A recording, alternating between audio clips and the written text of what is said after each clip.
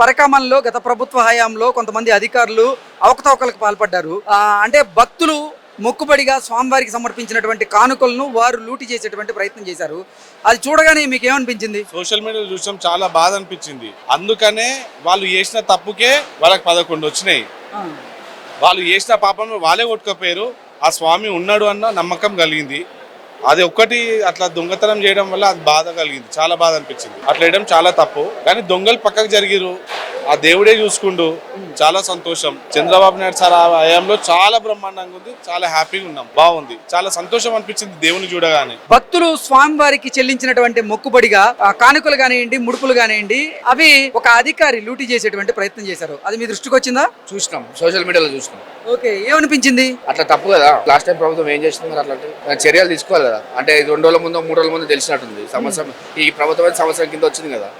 మరి పాత ప్రభుత్వం అంటే తీసుకొని భక్తుల మామూలు అంటే తీసేసుకోవద్దు కదా, తప్పు కదా అది. అంటే అసలు ఒక భక్తుడిగా మీరు చెప్పండి, స్వామివారిని ఏదైనా కోరిక కోరుకొని ఆ కోరిక నెరవేరిన తర్వాత మీరు స్వామివారికి ముడుపులు కట్టి ఇక్కడికి వచ్చి మొక్కుబడిగా కానుకలు సమర్పిస్తూ ఉంటారు. మీరు స్వామివారికి భక్తి శ్రద్ధలతో సమర్పించినటువంటి కానుకలు స్వామివారికి అందలేదు అని తెలిసిన వెంటనే ఏమనిపించింది అసలు మీకు? బాధ అనిపించింది. లేదు కదా, అంటే అలాంటి అధికారులు తీసేసారు, టీటీడీ నుంచి చేశారా. అతను అలాంటి వాళ్ళకి అసలు దర్శనానికి అలౌ చేయదు. అసలు ఈ కొండపైకి అతను అలౌ చేయదు అలాంటి వాళ్ళని. ఆ పరకణమణిలో ఏదో జరిగిందో ఇన్సిడెంట్, అసలు అలాంటి వాళ్ళని అక్కడ ఉద్యోగం నుంచి కాదు కదా, అసలు టీటీడీ పైన కొండపైకి రానియదు వాళ్ళని. స్వామివారికి మీరు ముడుపులు కట్టి మొక్కుబడిగా స్వామివారికి కానుకలు సమర్పిస్తారు. అయితే ఒక భక్తుడిగా మీరు స్వామివారికి సమర్పించినటువంటి కానుకలు స్వామికి చెందకుండా కొంతమంది అధికారులు గత ప్రభుత్వంలో వారు లూటీ చేశారు.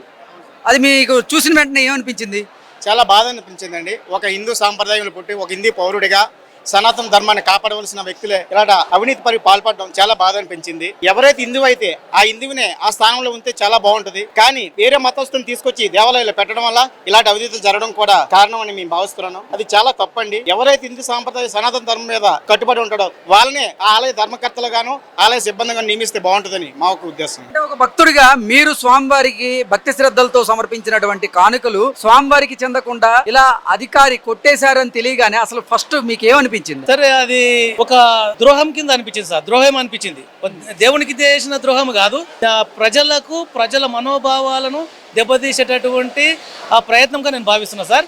అది కరెక్ట్ కాదు. అటువంటి వాళ్ళని శిక్షించాలి. పరకామణిలో అవకతవకలు జరిగాయి అనేది మీకు తెలుసు కదా, ఎలా అనిపించింది అది వినగానే మీకు? అంటే ఇంకోసారి అట్లా జరగకుండా చూసుకోవాలి టీటీడీ వాళ్ళు అని అనుకున్నాం.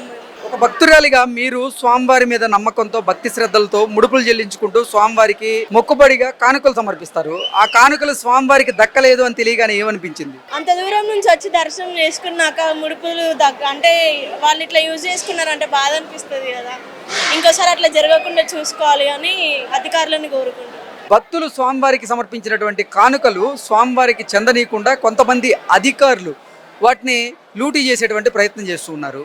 అది భక్తుల మనోభావాలను దెబ్బతీయడమే అంటారా? అది తప్పకుండా మనోభావాలు దెబ్బతీస్తాయండి. చాలా ఒక్కరే కాదు, వాళ్ళంతా మనోభావాలు దెబ్బతింటాయి. అవి జరగకుండా చూడాలి.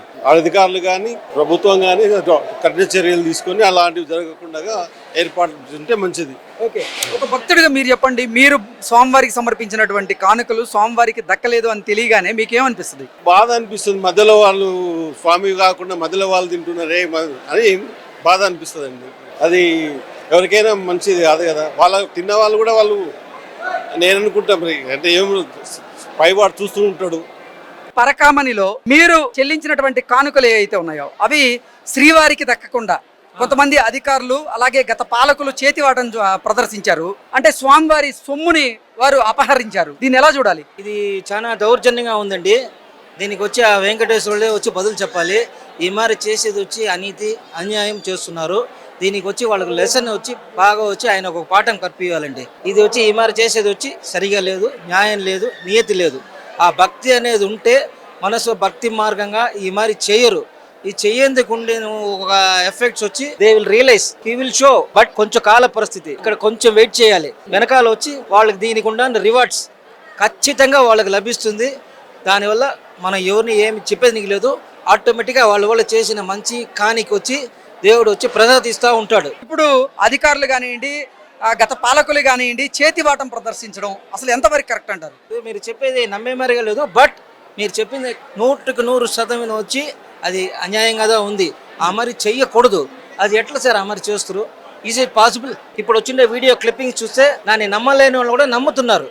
దానివల్ల మీరు చెప్పింది వచ్చి దేవుడు వాళ్ళకి తగ్గ వాళ్ళకి ఏమి శిక్ష ఇవ్వాలో అది ఖచ్చితంగా ఇస్తారు. పరకామణిలో స్వామివారి సొత్తును అపహరించేటువంటి ప్రయత్నం చేస్తున్నారు. భక్తులు అత్యంత భక్తి శ్రద్ధలతో వెంకటేశ్వర స్వామికి సమర్పించినటువంటి మొక్కులు, ముడుపులు, కానుకలు ఏవైతే ఉన్నాయో అవి స్వామివారికి దక్కకుండా వారు లూటీ చేసేటువంటి ప్రయత్నం చేస్తున్నారు. అది తెలిసిన తర్వాత మీకు ఏమనిపించింది? వాస్తవంగా మేము భక్తులు ఎలా ఉంటారంటే అండి, వాళ్ళు స్వామివారికి మొక్కుకొని సంవత్సరం 365 రోజులు ఆ కానుకల్ని దేవుడి దగ్గర పెట్టుకొని మొక్కుకొని వచ్చి వాళ్ళకి అర్పిస్తారు దేవుడికి. అలాంటి డబ్బుని వాళ్ళు మొక్కుబడులు కాజేయడం వల్ల మా మనవాళ్ళు దెబ్బతింటున్నాయి. దాన్ని మేము తీవ్రంగా ఖండిస్తున్నాము. ఇది మంచి పద్ధతి కాదు. దీని మీద చర్యలు తీసుకోవాలని మేము కోరుకుంటున్నాం. అంటే ఇప్పుడు మీరున్నారు, మొక్కుబడి ఏదైనా ఉందనుకోండి, ఆ మొక్కు చెల్లించుకునేందుకు ఇక్కడికి వస్తారు. స్వామివారిని దర్శించుకొని ఆ మొక్కుని చెల్లించుకొని మీరు వెళ్ళారనేటువంటి భావంతో మీరుంటారు. కానీ మీరు చెల్లించినటువంటి మొక్కు స్వామివారికి చెందలేదు అని మీకు తెలిస్తే ఏమనిపిస్తుంది అసలు మీకు? చాలా బాధాకరంగా అయిన విషయం అండి అది. మా మనోభావాలు బాగా దెబ్బతింటాయి. అదేవిధంగా భక్తి శ్రద్ధలతోటి మేము చేసుకున్న మొక్కుబడుల్ని వాళ్ళు కాజేయటం అనేది మేము చింతిస్తున్నాము. దీన్ని ఖండిస్తున్నాము కూడా. చాలా మానసికంగా మేము దీని గురించి బాధపడుతున్నాం కూడా. ఇది చాలా దారుణమైన విషయం. ప్రజల్లోని భక్తులు హిందువుల మనోభావాలు దెబ్బతిన్నట్టు ఇది జరుగుతుంది తప్పించి ఇంకేం లేదు. ఇది ఈ క్షణం నుంచైనా సరే ప్రజల్లోనే భక్తులందరూ చాలా దారుణంగా ఉన్నారు. ఎందుకంటే ఈ విషయంలో మాత్రం ప్రభుత్వం మాత్రం చాలా గట్టి నిర్ణయం తీసుకొని ఇక మీదనైనా సరే ఇలాంటివి జరగకుండా స్వామివారి ఉండిలోని ఈ డబ్బులు అనేది చాలా దారుణ విషయం. ఇది చాలా దుర్మార్గం. స్వామివారి సేవకు వచ్చిన వాళ్ళు అలా స్వామివారి ధనాన్ని అపహరించడం అనేది చాలా తప్పది. గత ప్రభుత్వంలో పెద్దలు, అధికారులు అందరూ కలిసి ఇలాంటి అవినీతి కార్యక్రమాలకు పాల్పడ్డారు. భగవంతుడు అనేవాడు చూస్తూ ఉంటాడు, ఆయన ఊరుకోడు. ఎందుకంటే భక్తులు స్వామివారికి ఇచ్చింది ఏ పార్టీ వాళ్ళైనా సరే రాజకీయ నాయకులు అపహరించడం అనేది చాలా తప్పు. ఇక్కడ రాజకీయాలు మాట్లాడుకోకూడదు, కానీ చాలా మంది స్వామివారి డబ్బు అపహరించారు. అది వాళ్ళు ఎవరైనా కానివ్వండి, వారు స్వామివారిని శిక్షిస్తారు. 2019 to 2024 మధ్యలో స్వామివారి డబ్బులు ఎంత దుర్వినియోగం చేశారంటే అంత దుర్వినియోగం చేశారు.